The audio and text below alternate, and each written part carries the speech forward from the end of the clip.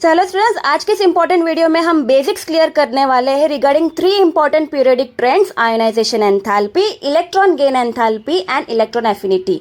NEET exam में frequently and mostly ये question पूछे जाते हैं, जिसमें से ये मोस्ट स्कोरिंग टॉपिक बन जाता है।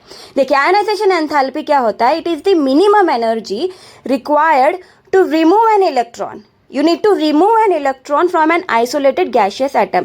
एनर्जी 2 इलेक्ट्रॉन निकालो। इसलिए जो है आयोनाइजेशन एंथैल्पी क्या है? इट नीड्स एनर्जी ना टू रिमूव एन इलेक्ट्रॉन। इसकी वैल्यू हमेशा पॉजिटिव रहेगी because it is an endothermic process. Energy चाहिए और वो इलेक्ट्रॉन दे रहा है, इलेक्ट्रॉन इसमें से रिमूव हो रहा है, इसलिए आयोनाइजेशन एंथैल्पी की वैल्यूज ऑलवेज पॉजिटिव रहती है। It is the minimum energy required to remove an electron, ये हमें भूलना नहीं है। इस हिसाब से नीट 2025 में ये क्वेश्चन पूछा गया था। इसकी ऑर्डर ये थी, देखो इनकरेक्ट स्टेटमेंट दे दिया था, उसका करेक्ट ऑर्डर ये है, जिसमें से सोडियम ये किस ऑर्डर में जा रहा है? देखिए, आयोनाइजेशन एंथैल्पी जो है इंक्रीज हो रही है अक्रॉस द पीरियड। क्यों? क्योंकि atomic size left to right periodic में जाते हैं तो वो डिक्रीज होती है, एटॉमिक साइज डिक्रीज होती है, आयोनाइजेशन एंथैल्पी इंक्रीज हो रही है। इस हिसाब से इसका आंसर होगा सोडियम सबसे लेस एंड सिलिकॉन सबसे ज्यादा, और sodium, aluminium, magnesium and silicon is the correct order. ये जो क्वेश्चन है मैं आपको होमवर्क में दे रही हूँ, आप इसका आंसर मुझे कमेंट्स में दे दिए, क्योंकि ये जो है एक एक्सेप्शन है। आई होप इसमें आप वो नोटिस करोगे कि कभी कभी जो है हाफ फील्ड स्टेबल सबशेल होती है ना इलेक्ट्रॉनिक कन्फिग्रेशन की, तो वो इलेक्ट्रॉन अच्छे से लूज नहीं कर पाता है। ये कंसेप्ट है और ये इसका आप कमेंट कीजिए क्या आंसर होगा।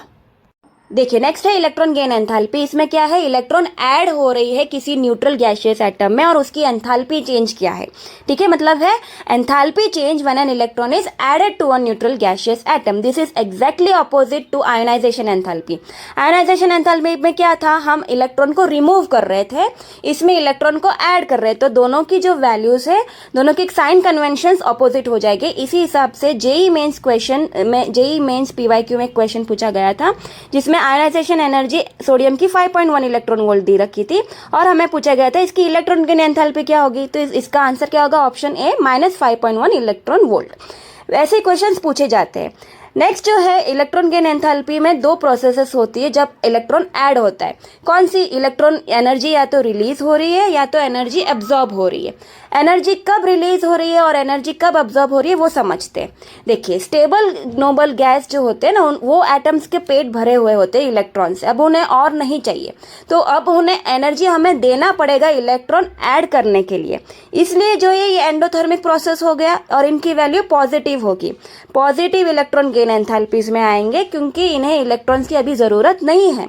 जबकि नेगेटिव इलेक्ट्रॉन गेन एंथैल्पी क्या होगा? वो खुश है, उन्हें इलेक्ट्रॉन चाहिए, उनकी गेन एंथैल्पी बहुत ही मतलब नेगेटिव है, वो एक्सोथर्मिक रिएक्शन है।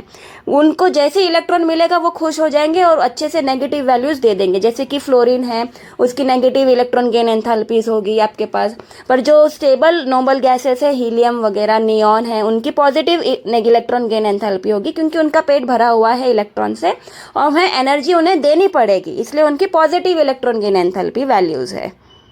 हाँ, अब जो इलेक्ट्रॉन गेन एंथैल्पी है ना, वो इफेक्ट भी होती है बाय एटॉमिक साइज। अगर एटॉमिक साइज छोटी होगी तो उसकी जो न्यूक्लियस पूल होगी वो बहुत स्ट्रांग होगी। इसके हिसाब से जब हम उसमें इलेक्ट्रॉन ऐड करेंगे तो वो हाईली इफेक्टिव चार्ज देगा, यानी इसकी वैल्यूज होगी नेगेटिव। और जैसे जैसे साइज बढ़ती जाती है, लार्ज एटम्स होती है, उनमें जो सेंट्रल न्यूक्लियस की जो पुल है वो बहुत ही वीक होगी, उसमें आप इलेक्ट्रॉन्स डालेंगे तो इतना कुछ इफेक्टिव चार्ज बहुत ही कम होगा, इसलिए उनकी वैल्यूज जो कि पॉजिटिव होगी। देखिए, ये जो इन्फोग्राफिक रिप्रेजेंटेशन है आप इसका स्क्रीनशॉट ले लीजिए, क्योंकि इसमें कितने भी एक्सेप्शंस अभी तक पूछे गए हैं नीट एग्जामिनेशंस में, पीवाईक्यूज में मैंने अभी देखे हैं, उसके सारे बेसिक्स जो है मैंने इसमें लिख दिए हैं डायग्रामेटिक वे में। इसको आप क्या है नज़र मारते रहना एग्जाम से पहले, तो आपके सारे कंसेप्ट क्लियर होते रहेंगे। इतना याद रखना है, जो क्वेश्चन पूछे जाते हैं, एक कंसेप्ट है कि लेफ्ट टू राइट अगर आप विद इन अ पीरियड जाओगे तो साइज छोटी होती जाएगी और इलेक्ट्रॉन गेन एंथैल्पी की वैल्यू मोर नेगेटिव होती जाएगी, और टॉप टू बॉटम जब आप ग्रुप में नीचे जाओगे तब जो है साइज एटम की इंक्रीज होती है और इलेक्ट्रॉन गेन एंथैल्पी की वैल्यूज लेसर नेगेटिव हो जाएगी। इतना याद रखिएगा, आप आपके क्वेश्चन सॉल्व हो जाएंगे।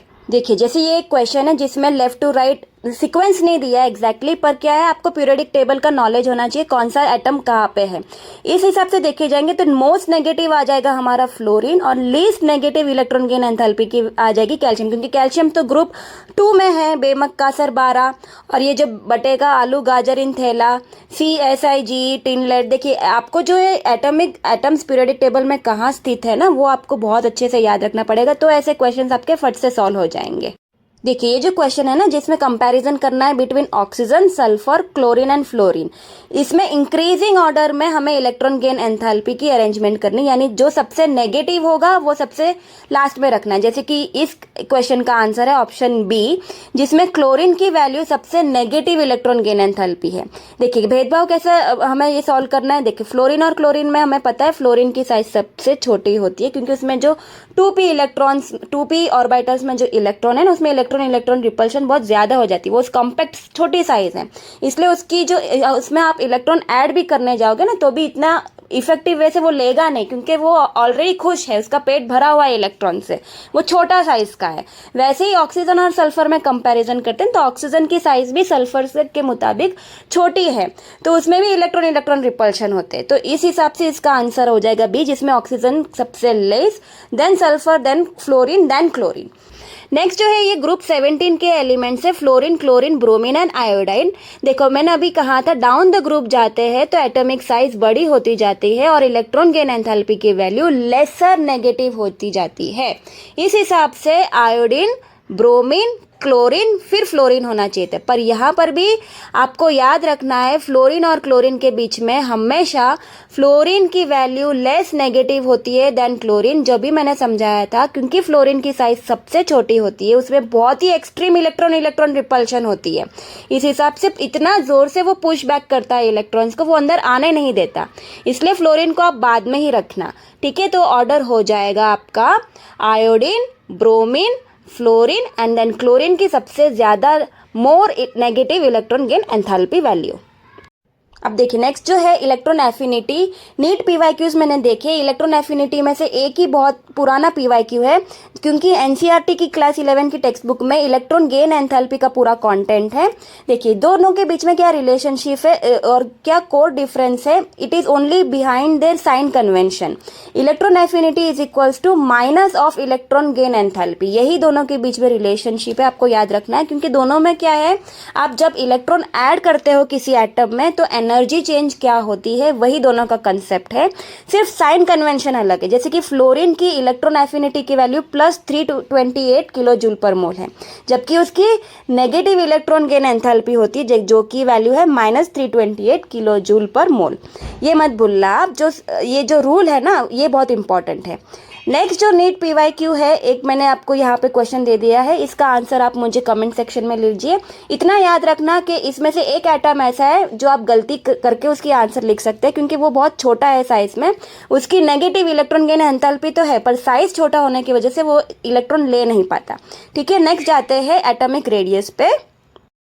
देखिए एटॉमिक रेडियस का जो पीरियोडिक ट्रेंड है बहुत ही इजी है, टॉप टू बॉटम जाते हैं तो एटॉमिक साइज इंक्रीज होती है और एटॉमिक रेडियस इंक्रीज होती है। इस हिसाब से नीट 2025 में सिंपल सा स्टेटमेंट था जो मैंने यहाँ लिखा है, डाउन द ग्रुप जो है ना वो निमोनिक्स है, ली ने की रब से फरियाद। देखिए ली रब से फरियाद, यानी सीजियम जो है सबसे बड़ा साइज होगा और सबसे छोटा साइज होगा लिथियम का। तो ये वाला क्वेश्चन तो आसानी से सॉल्व हो सकता था, पर क्या होगा जब आपको कंपेयर करना होगा एटम्स जब अलग अलग ग्रुप और पीरियड के होंगे, तब क्या करोगे? तब क्या करना है, एक्चुअली आपको सारे एलिमेंट्स को रफ शीट में इस तरीके से लिखना है, ग्रुप वाइज लिखना है और पीरियड वाइज लिख दिया, आपने स्केलेटन बना लिया। अब कंपैरिजन में देखिए जो लेफ्ट टू राइट जाते हैं तब एटॉमिक साइज डिक्रीज होती है, जो राइट साइड वाले होंगे ना उनकी साइज सबसे कम होगी, और टॉप टू बॉटम जाते हैं ना तो बॉटम वाले की साइज सबसे बड़ी होगी। अरेंजमेंट कुछ ऐसा करना और इस हिसाब से जो क्वेश्चन आएगा ना जिसमें जो लेफ्ट साइड है क्लोरीन वाला उसकी एटॉमिक साइज सबसे छोटी हो जाएगी, और जो कैल्शियम है ना वो डाउन द ग्रुप अरेंज किया हुआ है तो कैल्शियम की साइज सबसे बड़ी हो जाएगी। तो इस हिसाब से मैंने एक रफ शीट बना दी है जिसमें आपको एक समरी मिल जाएगी कि अभी तक के नीट PYQs में कौन से एटॉमिक रेडियस के क्वेश्चन पूछे गए हैं, आयनाइजेशन एंथैल्पी के क्वेश्चन पूछे गए और इलेक्ट्रॉन गेन एंथैल्पी के क्वेश्चन पूछे गए हैं।